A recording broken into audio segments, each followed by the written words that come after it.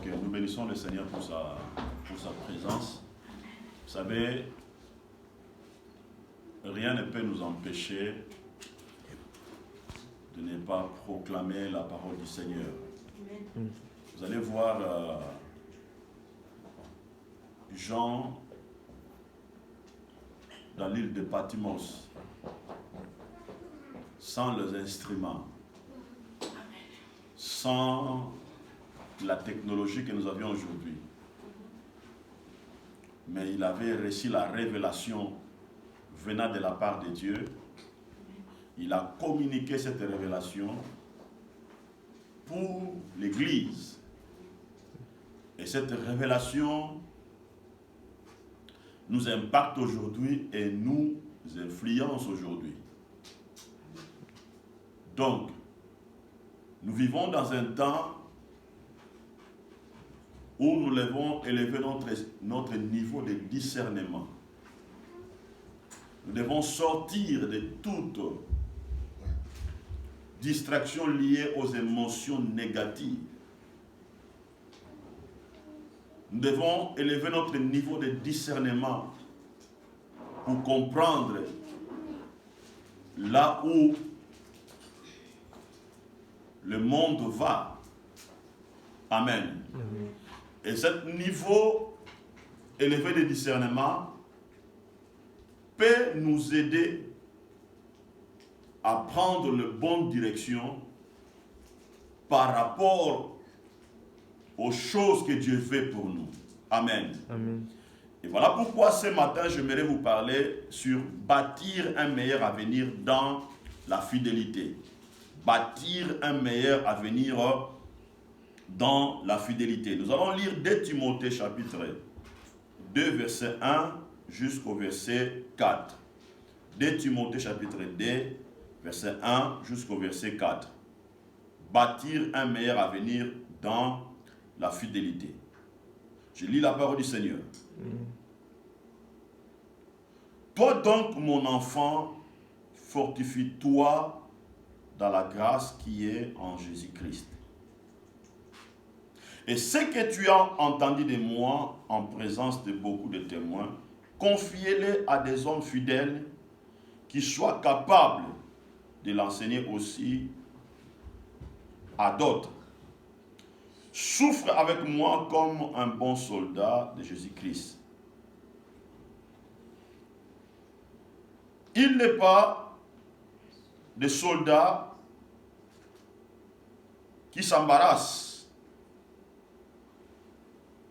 des affaires de la vie s'il veut plaire à celui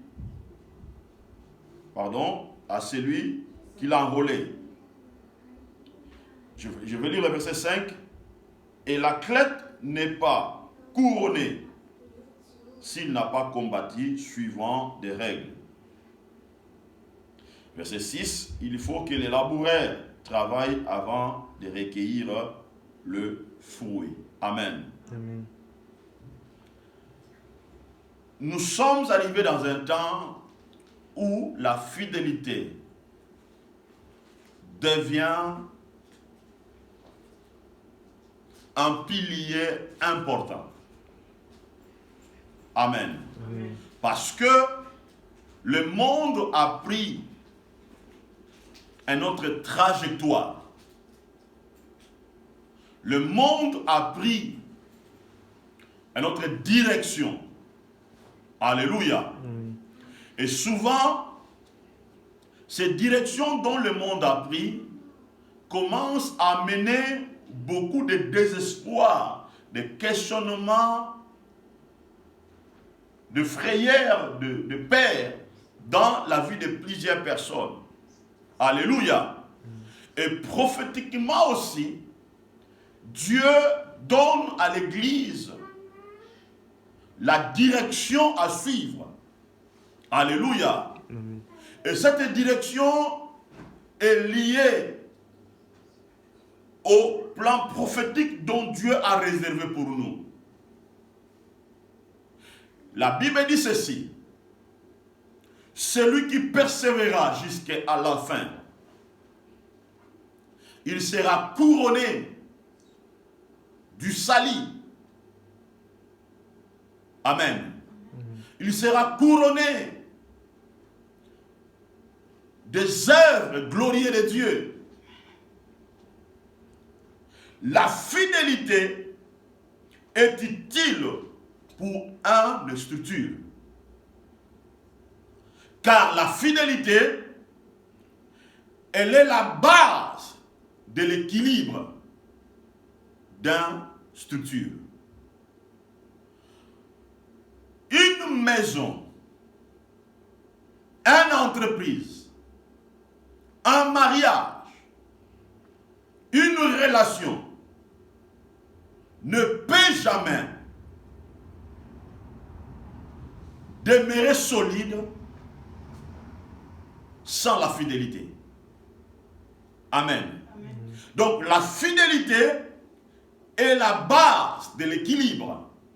La fidélité est la base de la sécurité. La fidélité est la base même de l'accroissement ou du développement ou de l'héritage. Ici, l'apôtre Paul est en train de parler à son fils Timothée. Timothée, l'apôtre Paul le considérait comme son enfant dans la dimension spirituelle. Et l'apôtre Paul, il avait éduqué Timothée dans le principe de la fidélité. Il avait éduqué Timothée à développer l'esprit de la fidélité. Parce que l'apôtre Paul, il avait une vision. Il avait bâti des choses. Et il avait compris une chose. Sans l'esprit de la fidélité, à Timothée, ce que je bâtis coulera, ou ce que je bâtis tombera. Et Timothée a été éduqué dans l'esprit de la fidélité. Amen. Parce que Timothée, il était un ouvrier de Dieu dans la vision que Dieu avait donnée à l'apôtre Paul. Et chaque personne qui a reçu une vision, chaque personne qui veut bâtir quelque chose, dans l'esprit de cette personne-là, il a besoin de personnes fidèles, de personnes qui peuvent lui accompagner à réaliser les idées, à réaliser la vision qu'il a reçue. Parce qu'une vision est appelée à rester ou à impacter de générations à venir. Mais cette vision peut transcender les générations si autour de cette vision, il y a des gens qui sont fidèles. Et on construit la fidélité autour des valeurs, autour des principes, autour des commandements et autour de la vision. Amen.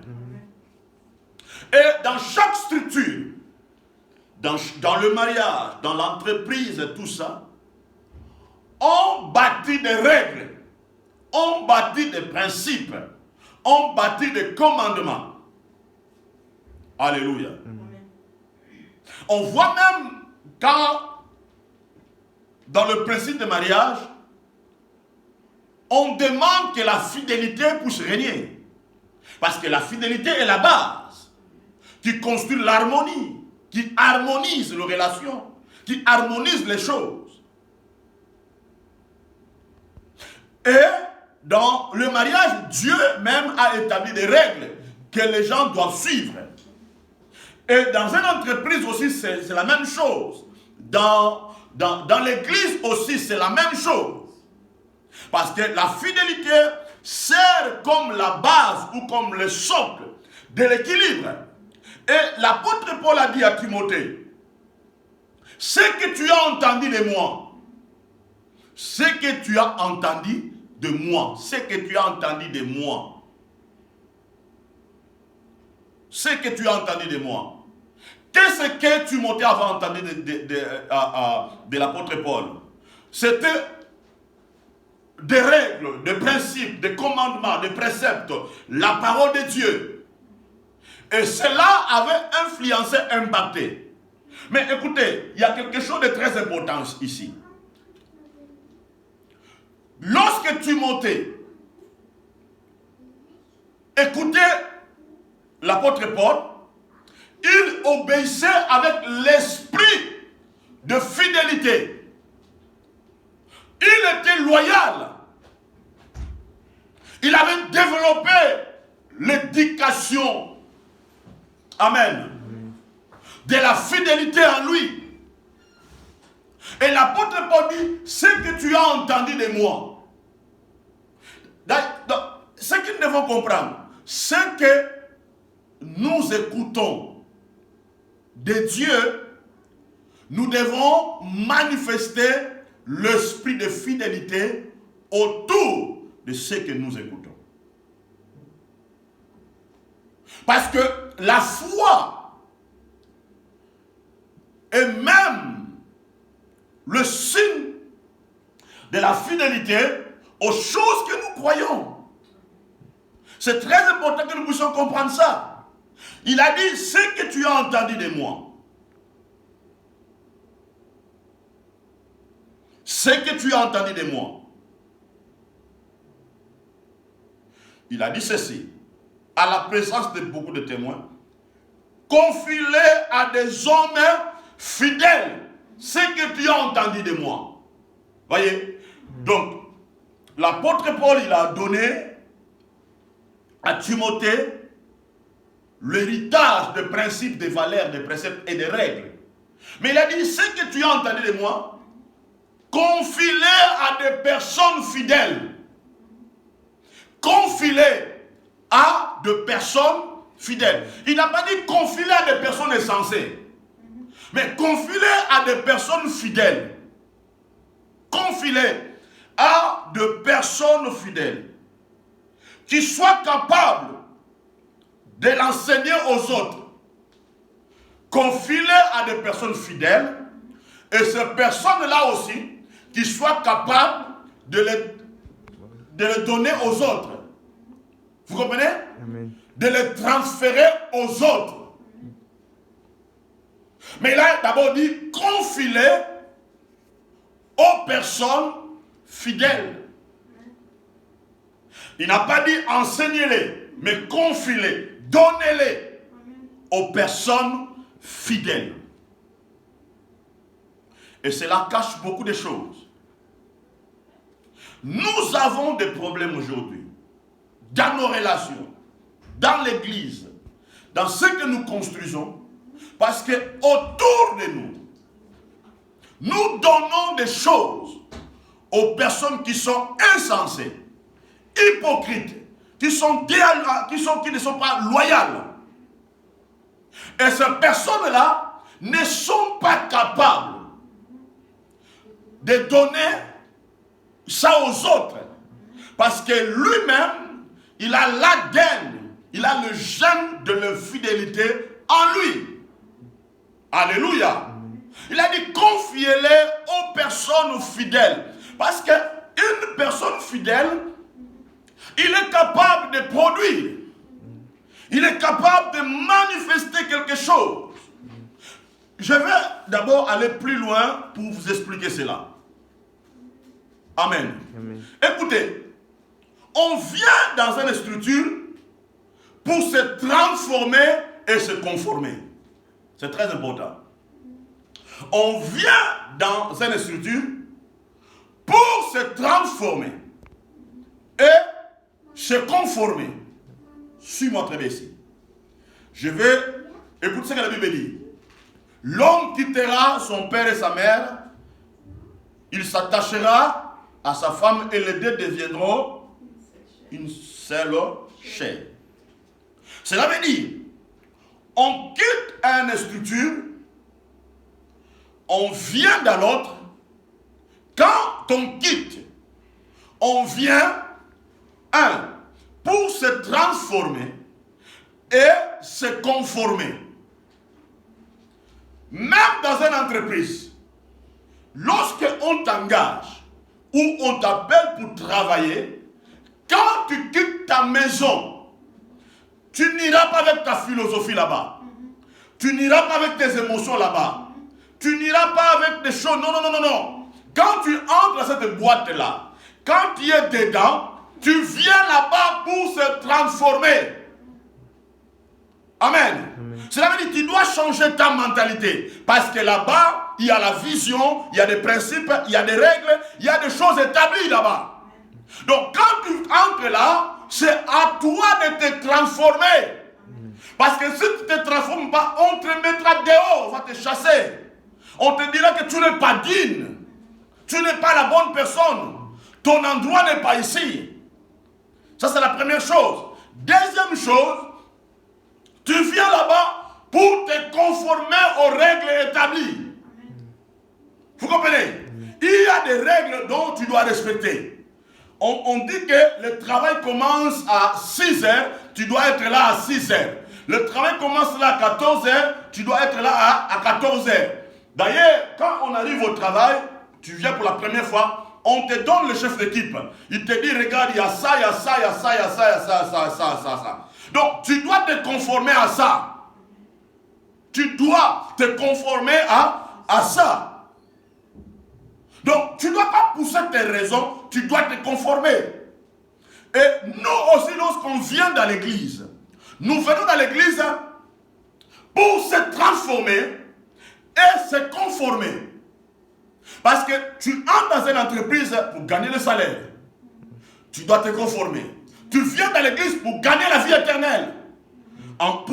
Il faut te conformer. Alléluia. Amen. Il faut te conformer. Tu dois respecter les règles. Et c'est ça le caractère d'une personne qui a développé l'esprit de la fidélité. Là où il y a de l'infidélité, un avenir meilleur ne peut jamais se développer. Je répète, là où il y a de l'infidélité, un avenir meilleur ne peut jamais se développer.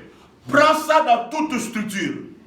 Là où il y a l'infidélité, un avenir meilleur ne peut jamais se développer. C'est pour cela que l'apôtre Paul a dit, ce que tu as entendu de moi, confie-les à des hommes fidèles.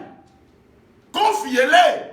Parce que lorsque les gens sont fidèles, ces gens-là seront capables d'amener le développement, l'espoir, l'équilibre, la stabilité dans une structure. Mais là où il y a l'avenir, prends ça dans tous les niveaux, dans les mariages, prends ça dans tous les domaines. Lorsqu'il y a de l'infidélité, n'attendez jamais au développement. N'attendez jamais à la croissance. Dans cette structure-là. N'attendez jamais. N'attendez jamais. Amen. Amen. Amen. N'attendez jamais à ça. Parce que c'est que beaucoup de gens qu'on ne comprend pas. La fidélité fait partie même de l'éducation. Quelqu'un éduqué, bien éduqué, manifeste l'esprit de la fidélité. Il sait se conformer. Il sait comment se transformer, comment s'adapter pour ne pas offenser l'autre. Alléluia. Amen. Il sait. Lorsqu'il commet une erreur, il sait comment demander pardon pour se conformer. Et c'est ça les gens qui ont le caractère et l'esprit de la fidélité. Amen. Amen. Quelqu'un de fidèle a l'esprit ouvert à l'égoïsme, à l'individualisme et à déserter les responsabilités. Je répète ici. Quelqu'un de fidèle a l'esprit ouvert à l'égoïsme, à l'individualisme et à déserter sa responsabilité. Amen. Vous allez voir, les gens qui développent l'esprit de l'infidélité, son esprit est ouvert à l'égoïsme. Il regarde que lui-même. Il ne veut pas partager. Il ne veut pas rendre l'autre heureux ou heureuse. Il ne veut pas faire un effort. Il ne veut pas se conformer. Il a quelque chose tourné vers lui-même. Il regarde lui, il ne regarde pas les autres. Et ce qui se passe, c'est quoi? La personne va commencer à développer un esprit de déserter la responsabilité qu'on lui a confiée. Amen. Regardez, bien aimés, les gens qui sont infidèles développent cette caractère. C'est pour ça que l'apôtre Paul a dit, confiez-la à des personnes fidèles qui ne vont pas regarder leurs propres intérêts, mais qui vont regarder l'intérêt général. Les gens qui ne vont pas déserter lorsqu'on leur donne la responsabilité. Les gens qui s'engagent, qui paient le prix, qui se donnent. Et ce sont des gens que Dieu a besoin. Et d'ailleurs, la Bible déclare, les infidèles ne hériteront pas le royaume des cieux. C'est la Bible qui le dit. Alléluia. Amen. Les gens qui sont infidèles, ils sont aveuglés par l'esprit de l'aveuglement. Amen. Amen. Tu peux lui dire les choses. Il te donne les raisons égoïstes de l'égoïsme. Il est centré vers lui-même. Il ne voit pas l'intérêt général. Il est aveuglé. Alléluia. Il est aveuglé. On peut transmettre un avenir meilleur qu'avec des gens qui sont fidèles. L'apôtre Paul dit, confiez-les, donnez-les à des personnes fidèles. Regardez la nuance. Qu'il soit capable. Cela veut dire quelqu'un de fidèle, il est capable de prendre la vision et de la donner aux autres. Il est capable de prendre le principe, il le donne aux autres. Pourquoi? Parce que lui-même, il pratique. Lui-même, il se conforme. Lui-même, il est transformé. Il se montre exemplaire pour prendre ce qu'il a reçu et de le donner aux autres. Alléluia. Amen. Pourquoi? La fidélité change toutes les réalités négatives. La fidélité change toutes les réalités négatives. Vous savez, là où il y a la fidélité, la situation négative peut arriver, le problème peut arriver, le tempête peut arriver. Mais lorsque les gens sont fidèles, ils vont surmonter la situation. Ils changeront la réalité. Parce qu'ils sont fidèles aux principes, ils sont fidèles aux règles, ils sont fidèles aux commandements, ils sont fidèles. Quand la réalité est là, le diable peut mettre le feu. Mais tellement que les gens sont fidèles, focalisés, ils vont surmonter la réalité négative. Mais là où il y a l'infidélité, il est impossible que les gens surmontent la situation négative. Vous allez voir, le problème continuera à demeurer,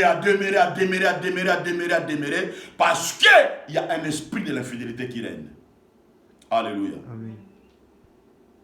Parce que ce que beaucoup de gens ne comprennent pas, l'infidélité peut bloquer beaucoup de choses.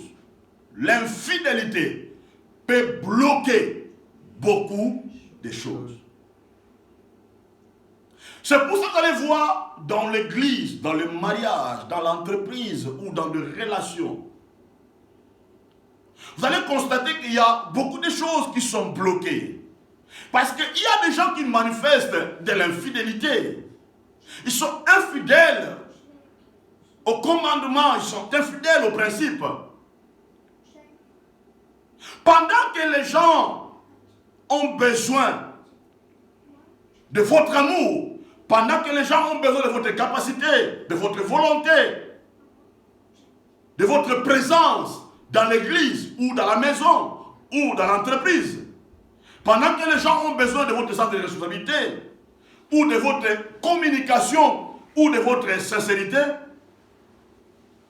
pendant que les gens attendent de toi, de tout ça, mais ton cœur est infidèle. Quand ton cœur est infidèle, tu ne peux pas donner l'amour. Tu ne peux pas manifester le sens de la responsabilité. Tu ne peux pas manifester la bonne volonté. Tu ne peux jamais manifester le sens de la responsabilité. C'est pour ça que vous allez voir, là où il y a de l'infidélité, la communication devient difficile. La communication devient difficile. Parce qu'il y a de l'infidélité. L'infidélité enlève la sincérité. Il n'y a plus la sincérité. Donc on attend de toi quelque chose, mais ton cœur est pollué par rapport à d'autres choses. Voilà pourquoi la Bible, dans le temps où nous sommes arrivés, Dieu cherche des gens capables. Quelqu'un qui est fidèle, c'est quelqu'un qui fait preuve de la persévérance. C'est quelqu'un qui fait preuve de la persévérance. Alléluia. Amen. Il sait, même si les choses ne marchent pas, même si les choses sont dures, même s'il y a tant de choses qui se passent, mais il fait preuve de la persévérance. Pourquoi? Parce qu'il est d'abord transformé, parce qu'il se conforme aux règles qui est établies. Il ne renonce pas à sa responsabilité. Il s'accroche. Amen. Il ne regarde pas son propre intérêt, mais il regarde l'intérêt général. Il est persévérant, il fait preuve de la persévérance. Il n'abandonne pas. Alléluia. Il s'accroche. C'est comme des soldats. Lorsqu'ils font un serment, ils sont dans la guerre. Ils se disent, nous allons vivre ensemble et nous allons mourir ensemble. Alléluia. Ils sont là, fidèles à leur chef. Et d'ailleurs, ici, l'apôtre Paul a parlé du soldat, il a parlé de l'athlète. Alléluia. Et cette réalité aujourd'hui, bien aimé, ça pose problème dans l'église. Ça pose problème autour de nous. Voilà pourquoi il y a beaucoup de problèmes, il y a beaucoup de choses autour de nous. Quelqu'un qui est infidèle, il manifeste un caractère de l'hypocrisie. Alléluia. Il te montre qu'il est avec toi, mais en réalité, il n'est pas avec toi. Son cœur est ailleurs. Alléluia. Quelqu'un qui est fidèle, c'est quelqu'un qui a un caractère constant et équilibré. C'est quelqu'un qui a un caractère constant et équilibré. Il est équilibré dans ses propos. Il est équilibré dans ses réflexions. Il est constant. Il n'abandonne pas. Il est là. Il s'accroche. Alléluia. Quelqu'un qui est fidèle, il ne se laisse pas modifier par des situations. Il ne se laisse pas modifier par des situations. Quel que soit le problème, quelle que soit la réalité, mais il ne se laisse pas modifier par rapport aux situations. Il reste équilibré, il est transformé, il se conforme aux règles. Il ne se laisse pas modifier par rapport aux situations. Même s'il y a lorsqu'il y a l'argent, même s'il y a quoi, tout ça, mais il reste loyal. Il est là, il suit les règles. Il ne se laisse pas modifier. C'est pour ça que l'apôtre Paul dit, donnez-les aux personnes fidèles, qu'ils soient capables, Les gens constants, bien-aimés. Dieu ne veut pas des personnes inconstantes. Dieu ne veut pas des personnes déséquilibrées dans son royaume. Dieu veut des hommes qui sont fidèles. Parce que Dieu a besoin que son royaume puisse aller de l'avant. Lisons un peu. Néhémie chapitre 7, verset 1 à 2. Néhémie, on va lire ça.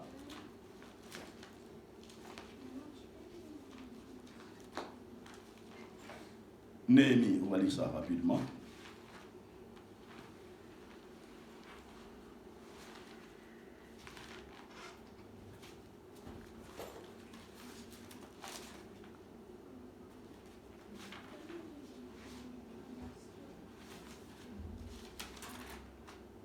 Néhémie chapitre 7, On est déjà là. Écoutez, Néhémie chapitre 7, verset 1 à 2. Lorsque la muraille fut rebâtie et que j'ai posé le battant des portes, on a établi dans leurs fonctions le portier, le chantre, le lévite. J'ai donné mes ordres. Ici c'est Néhémie qui parle. J'ai donné mes ordres à Anani, mon frère, et Anania, chef de la citadelle de Jérusalem, homme supérieur au grand nombre par sa fidélité et par sa crainte de Dieu. Mais là, écoutez très bien, suis-moi très bien ici. C'est Néhémie qui parle, il dit, lorsque la muraille fut rebâtie, prenez ça dans les diverses formes. Tu rebâtis ton mariage. Vous comprenez? Tu rebâtis ton entreprise. Tu rebâtis l'église. Tu rebâtis une relation. Tu rebâtis quelque chose. Il dit, lorsque la muraille fut rebâtie et que j'ai posé les battants des portes, on a établi dans leurs fonctions. On a établi. Vous comprenez? On a établi. Donc, il a construit quelque chose. Il a construit la muraille du temple. Il dit maintenant, regardez ce qu'il dit. Ils ont établi dans leur fonction le portier, le chantre et des lévites. Donc il a établi les gens dans la poste. Vous comprenez? Il a établi les gens. Parce que dans chaque structure, on établit des gens pour que ces gens-là manifestent l'esprit de la fidélité par rapport à la vision, au plan, aux règles qui sont établies. Maintenant, regarde ce que Néhémie dit. Il dit au verset 2, j'ai donné mes ordres. J'ai donné parce qu'un leader, il donne les ordres. Là où il n'y a pas les ordres, il y a des ordres. L'ordre vient pour régler les choses. L'ordre vient pour donner la direction. Il dit, j'ai donné mes ordres à Anani, mon frère, et Anania, chef de la citadelle. Chef de la... Anania, c'est Néhémie qui avait la vision. C'est lui qui était le pilote. Mais Anania, il était le chef. Alléluia. Il était le chef de la citadelle. Maintenant, il regarde la Bible là, de Jérusalem. L'homme supérieur au grand nombre, par sa fidélité et par sa crainte de Dieu. Donc on voit ici, ce qui bouge les choses, ce n'est pas seulement un visionnaire qui bouge les choses. Ce qui bouge les choses sont des gens qui sont au service des leaders. Les gens qui manifestent l'esprit de la fidélité. Ce sont eux qui bougent les choses. Et ici, Néhémie est en train de témoigner d'Anania. Il était le chef. Mais il avait un esprit de fidélité. Et Néhémie reconnaît ça.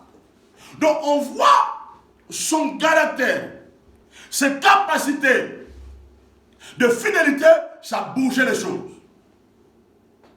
La Bible déclare parce que la fidélité est liée même à la crainte de Dieu. Quelqu'un de fidèle, ce n'est pas quelqu'un qui craint Dieu. Quelqu'un de fidèle, c'est quelqu'un qui craint Dieu. Parce que la fidélité, quand quelqu'un manifeste la fidélité, bien aimé, les choses peuvent bouger. Lorsqu'on dit, si on commence le culte à 9h30, quelqu'un qui a un sens de fidélité, et qu'on lui donne la responsabilité, avant même que nous on arrive ici, lui sera là. Il nettoie la salle, il arrange les choses, il bouge les choses. Le culte finit, il arrange les choses et il part. Vous savez là où vous n'êtes pas là, mais lui sait le rôle qu'il joue. Lorsqu'on lui dit, on lui donne la responsabilité de modération, qu'il soit dans les programmes ou pas, mais il reste fidèle aux règles, aux principes et aux commandements. Parce que ce sont les personnes qui sont fidèles, ce sont eux qui bougent les choses. Parce qu'une entreprise ne peut jamais bouger si les gens ne manifestent pas l'esprit de fidélité. Parce que les gens qui sont fidèles, ils sont présents. Ils n'attendent pas qu'on les motive. Il est motivé lui-même par ses convictions. Il est motivé lui-même par sa fidélité. Il sait que si j'obéis premièrement à Dieu, pas aux hommes. Il sait que ma récompense, je l'ai réservée non du pasteur, mais je l'ai réservée de Dieu. Je répète encore, la Bible déclare, les infidèles n'hériteront pas le royaume des cieux. Dieu, dans ce temps où nous sommes arrivés, Dieu a besoin que nous puissions manifester la fidélité. Bien-aimés, écoutez-moi. Dieu nous a interpellés. J'ai compris quelque chose. On ne donne pas la responsabilité à quelqu'un qui est infidèle. On ne donne pas. Parce que quelqu'un qui est infidèle, c'est un insensé. Quelqu'un qui déserte de sa responsabilité, il est insensé. Celui qui déserte, c'est un insensé. C'est un infidèle. Écoutez-moi. Quelqu'un de fidèle, c'est quelqu'un qui joue un rôle pour l'intérêt commun. Il joue un rôle pour l'intérêt commun. Il est préoccupé. Il est préoccupé. Il regarde les capacités qu'il a. Quel don que j'ai. Comment je peux contribuer pour que l'œuvre puisse avancer. Il demande qu'est-ce que je dois faire. C'est comme dans le travail. Vous savez, lorsqu'on vous donne un programme, quand tu finis de travailler, tu vas aller demander au chef, est-ce que chef, tu as encore d'autres travail à me donner? Parce que ce que j'avais fait, j'ai déjà fini. Et Dieu a besoin de cet esprit. Mais aujourd'hui dans nos églises, bien aimés, il y a des gens qui ne demandent pas, est-ce que pasteur, tu as le travail à me donner? Les gens ne demandent plus. Les gens commencent à déserter les responsables de l'église, commencent à abandonner l'église. Les gens commencent à penser à leurs propres intérêts, mais pas à l'intérêt général. Écoutez, quelqu'un qui est fidèle, il montre un grand attachement à la vision. Quelqu'un qui est fidèle, il montre un grand attachement à la vision. Il est attaché. Il est attaché. Donc pour lui, manquer le travail, c'est comme s'il a péché. Manquer l'église, c'est comme s'il a péché. Manquer de respecter, de ne pas obéir aux principes ou aux règles établies, c'est comme s'il a péché. Il est attaché aux valeurs. Il est attaché aux valeurs de la maison. Il est attaché aux valeurs de l'église, aux valeurs de Maria. Il est attaché aux valeurs. Il est attaché. C'est ça, quelqu'un qui est fidèle. Il y a un attachement. Regardez l'apôtre Paul. Regardez l'apôtre Paul. Timothée, il était très attaché à l'apôtre Paul. Regardez si Néhémie est en train de témoigner de qui? D'Anani. D'Anani et d'Anania. Ils étaient très attachés. Très attachés. Les gens qui sont fidèles, ils sont là pour écouter les conseils.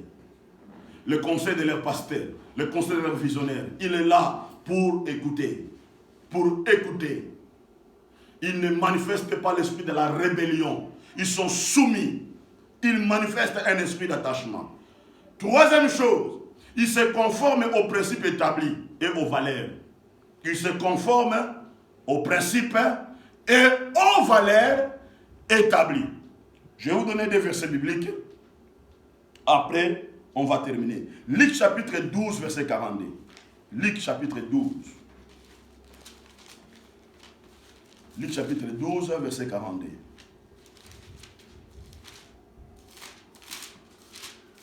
Luc chapitre 12, verset 42.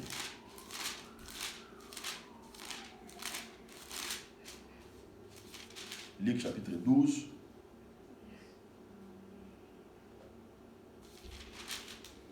Luc 12, 42.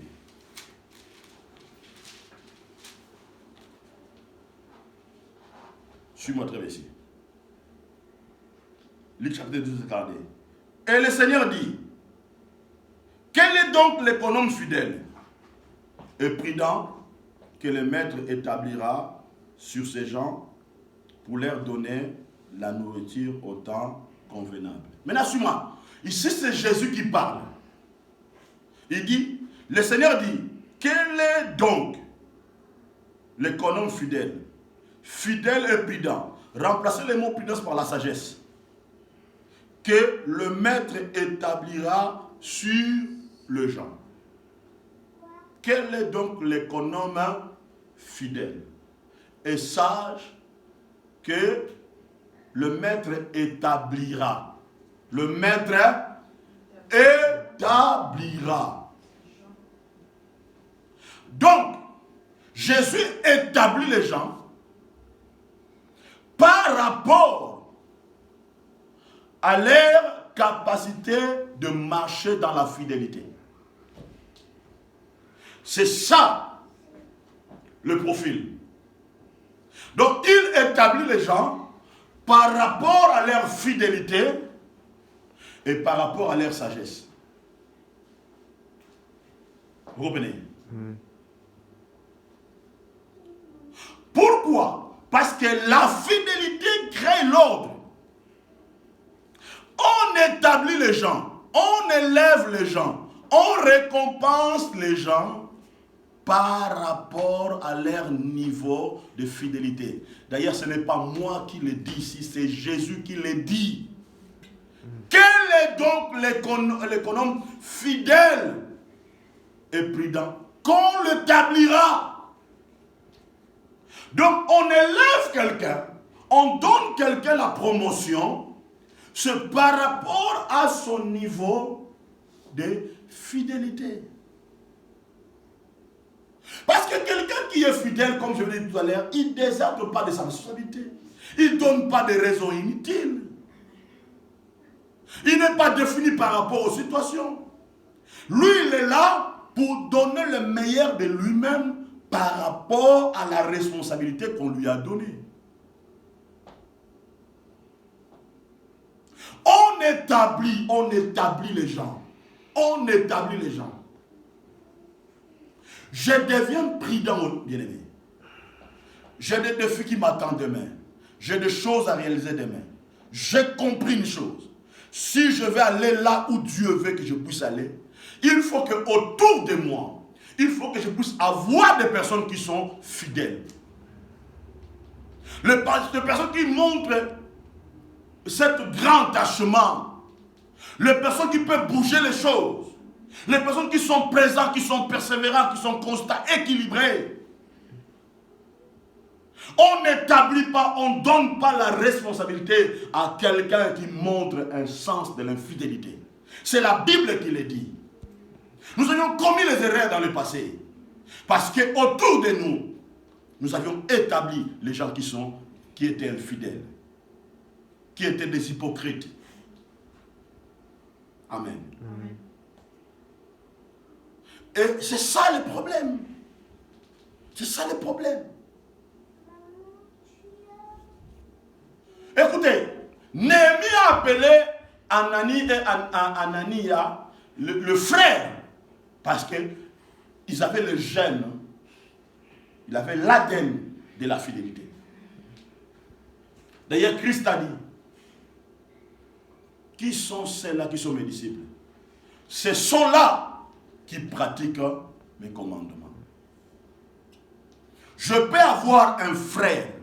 Je peux appeler quelqu'un un frère qui pratique la fidélité. Je peux appeler quelqu'un un ami dans l'église, un enfant dans l'église, quelqu'un qui pratique la fidélité, qui est fidèle au principe.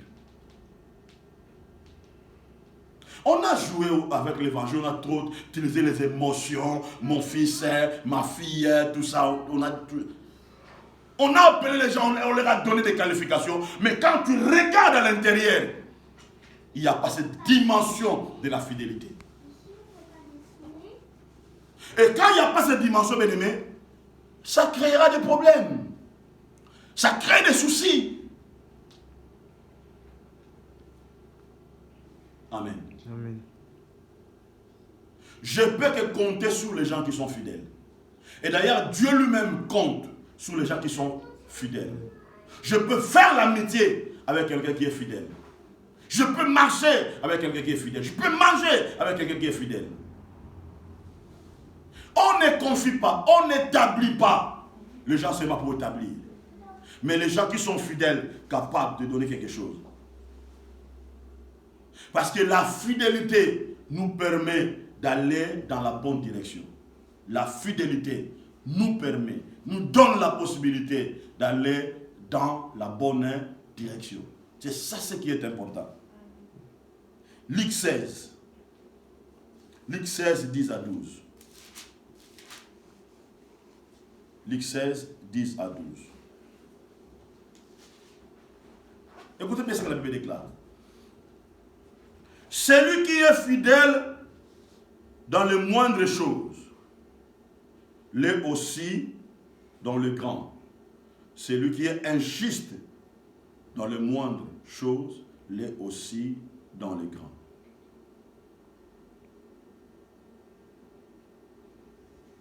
Verset 11. Regardez ce que la Bible dit. Verset 11, regardez. Si donc vous n'avez pas été fidèle dans les richesses injustes, qui vous confiera le véritable? Et si vous n'avez pas été fidèle dans ce qui est à autrui, qui vous donnera ce qui est en vous? Amen. Regardez. Celui qui est fidèle dans les moindres choses, l'est aussi dans les grandeurs. Celui qui est fidèle dans des petites choses, l'est aussi fidèle dans les grandeurs. Écoutez bien ici. Parce que la fidélité, c'est un caractère qu'on développe. Vous comprenez? C'est un caractère qu'on développe. Si tu n'es pas fidèle dans les moindres choses, tu ne le seras pas aussi dans les grandes choses. Si déjà dans des petites responsabilités qu'on te donne, tu manifestes l'infidélité. Quand on te confiera des grandes responsabilités, tu manifesteras aussi de l'infidélité. Si déjà l'entreprise est petite, vous comprenez? Toi déjà tu n'es pas fidèle. Et quand l'entreprise grandira, tu manifesteras aussi l'infidélité. C'est pour cela, cette verset nous enseigne, nous comme des leaders, d'élever un niveau de discernement, de commencer à analyser le comportement de chaque personne, de commencer à vraiment mettre de la loupe, de commencer à l'analyser. Oh, cette personne-là, voilà, il vient à l'église en retard. Pour donner ses dîmes, c'est tout un problème. Pour prier, c'est tout un problème. Quand on organise l'activité, c'est tout un problème. On le donne des recommandations, c'est tout un problème. Il faut déjà commencer à analyser ça. De voir que non, cette personne-là, il est déjà infidèle à des petites choses. Donc je ne peux pas le confier de grandes responsabilités. Tu es dans l'église, assieds-toi, c'est le malade. Vous comprenez? Parce que quelqu'un bien aimé qui est infidèle dans le monde des choses, si vous le mettez ensemble avec des gens qui sont fidèles dans le monde des choses aussi, cette personne-là peut être un problème. C'est pour ça que vous allez voir dans un groupe ou dans une entreprise, souvent quand quelqu'un dysfonctionne, ça met les autres mal à l'aise. Vous comprenez? Ça met les autres mal à l'aise à cause de son dysfonctionnement. Ça met les autres mal à l'aise. Ça met les autres mal à l'aise. Pourquoi? Cette personne-là, il est infidèle. La Bible déclare, celui qui est fidèle aux moindres choses, il le sera aussi dans les grandes choses. C'est comme si je ne suis pas capable de donner, pendant que peut-être je n'ai rien, je ne suis pas capable de donner à mon épouse 10 euros. Pendant que j'ai ces 10 euros-là, je dis, chérie, attends, quand j'aurai des 10 000, 20 000 euros, je vais commencer à le donner. Bien aimé, si je ne donne pas dans les 10 euros-là, quand j'aurai 10 000, je ne donnerai pas. Parce que je suis déjà infidèle. Je ne suis pas fidèle au moindre chose. Vous croyez que quand ça va venir beaucoup, je serai fidèle? Non! On est fidèle déjà dans les moindres choses. Parce que la manière dont tu gères les choses, c'est cette dimension-là qui va te déterminer dans l'avenir. Parce que ce que nous développons maintenant, c'est ce qui va nous accompagner jusque dans la fin de notre vie. C'est ça que beaucoup de gens ne comprennent pas. On ne change pas demain, on change maintenant. On ne devient pas fidèle demain, on devient fidèle maintenant. Si vous voyez quelqu'un, 10 ans après, 7 ans après, comment ça manifeste l'infidélité? C'est qu'il était déjà infidèle. Dès le début, il était déjà infidèle. Parce que c'est toi qui avais manqué la capacité de discerner ça. Il était déjà infidèle.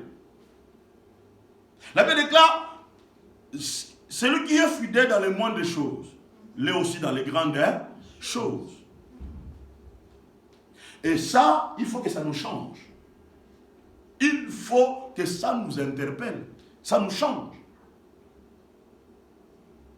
La Bible déclare, celui qui est injuste dans les moindres choses, l'est aussi dans les grandes choses.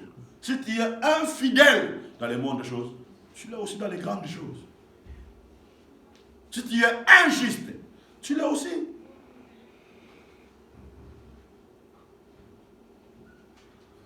Et regardez ce que la Bible déclare. Si donc, vous n'avez pas été fidèle dans les richesses injustes,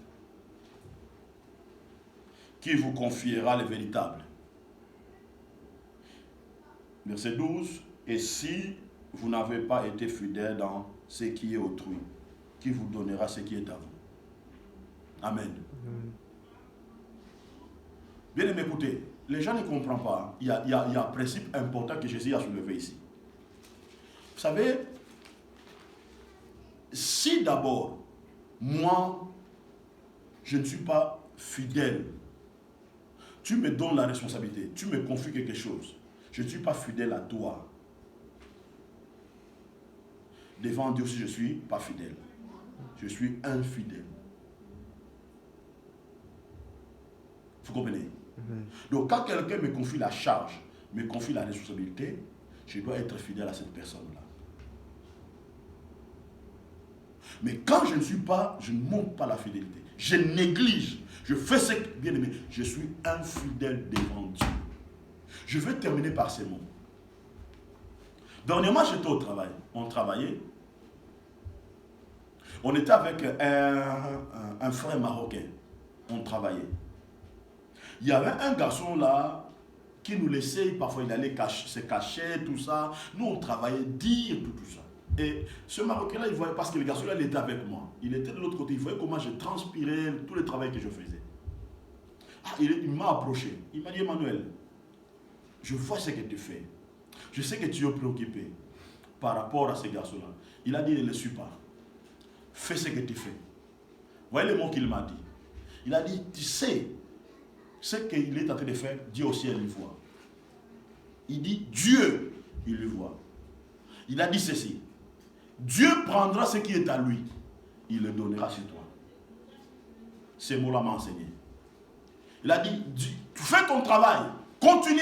Ne le regarde pas. Ne te préoccupe pas. Avancez. Mais sache, Dieu au ciel le voit. Ce qui est à lui, Dieu prendra. Il te le donnera. Et c'est ça m'a enseigné.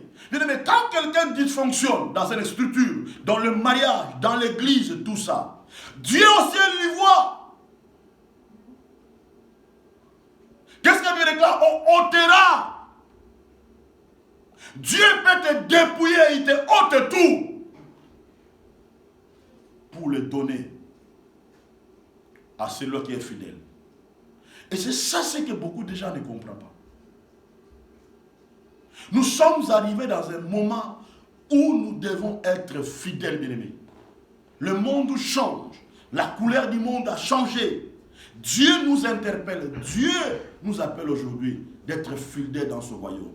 Et c'est cette parole que Dieu avait mise dans mon cœur pour l'Église. Je demanderai, lorsque nous allons le publier dans les réseaux sociaux, Facebook ou YouTube, publier ce message et que les gens écoutent ça. Parce que c'est un message qui est venu de la part de Dieu, non seulement pour notre Église, mais pour le corps de Christ. Que Dieu vous bénisse. Amen.